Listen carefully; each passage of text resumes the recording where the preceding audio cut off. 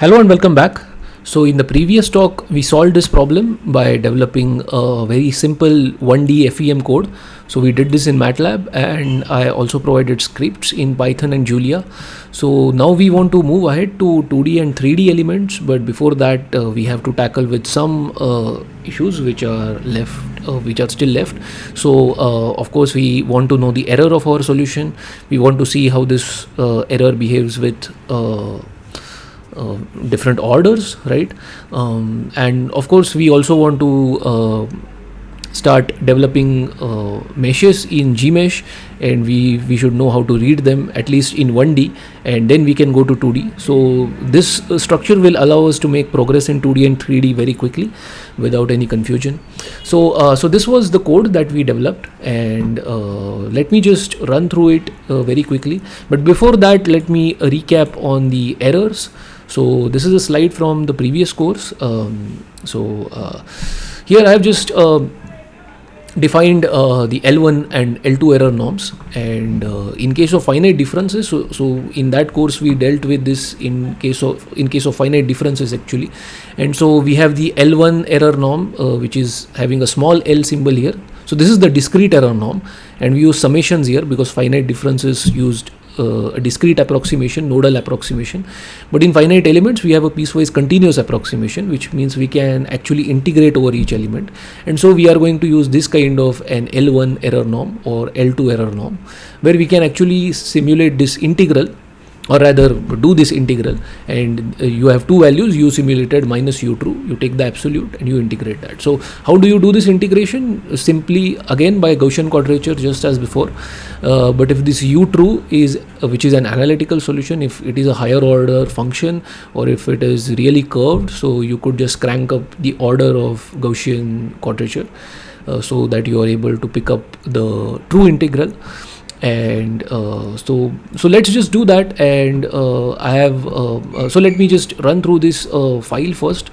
Let's recap this. So we solved this problem by defining the test case first, then we built the mesh and connectivity data. Then after some pre-allocations, we did the actual element loop, in which first we pre-compute the shapes at the Gauss points. These are our shape functions, our shape function library, which is either linear or quadratic. And then we do the isoparametric mapping, then we find out the actual derivatives, and then we use an outer product or multiplication of transpose test function into trial function, right? And we assemble this local assembly, right? And then we go to the global assembly, apply the boundary conditions, and we solve. So this is the procedure, and the computation of the error also involves a very similar integral process. So I'm not going to write it down again. I'm just going to copy paste it and explain it, because it's really the same process. So let us just create a new section, L1 error norm. Let's just copy paste this. So here I have used a 4-point Gauss rule, but even a 2-point would be sufficient. And here you can see it's again the same thing. First you initialize global variable. So this global variable is you are integrating over a length, right? And you are integrating the L1 error norm. So we just initialize the global variable. Then we just define local radial values, and local unknowns, or rather the simulated values of phi, right? And we just have to interpolate them, right? So we also extract these nodes using our element connectivity list, and then we just do the same thing. We just pre-compute shapes at Gauss points, then isoparametric mapping, and then we just interpolate the solution using n, which is our quadratic functions, and and we have also interpolated this RGP, which is we get this from our isoparametric mapping, the radial values. and we can calculate our true solution. So this is, and then so this is our local error, and then we accumulate it into the global error. Okay, so we want a convergence plot, so let's also define log of L1, and so let's just display these values, log of the step size, right? And let's just solve this. So these are the values for 100 elements, and let me also see what are the values for 1000 elements. Okay, and now let's just do a quick plot in Excel. So I've already done this here, but let me do it from scratch again.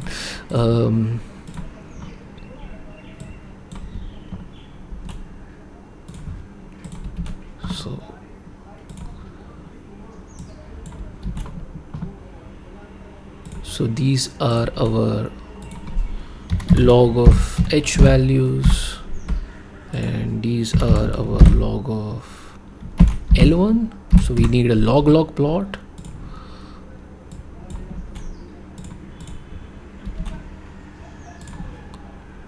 And this guy. Okay.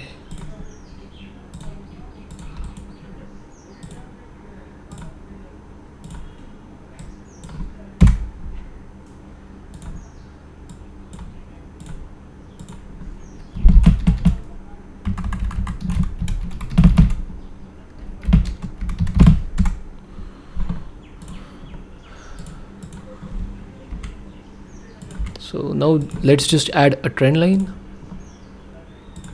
and display the equation. I guess I got something wrong here. Okay, I think I have swapped these.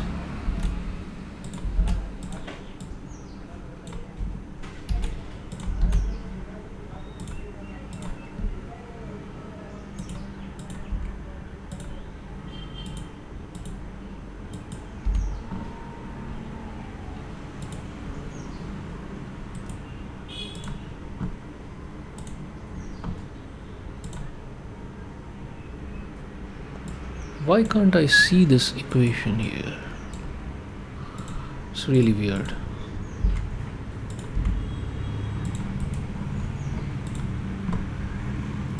Okay, I just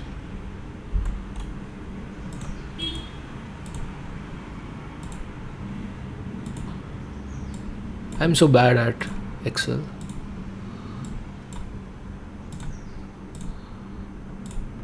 Right, so now we can see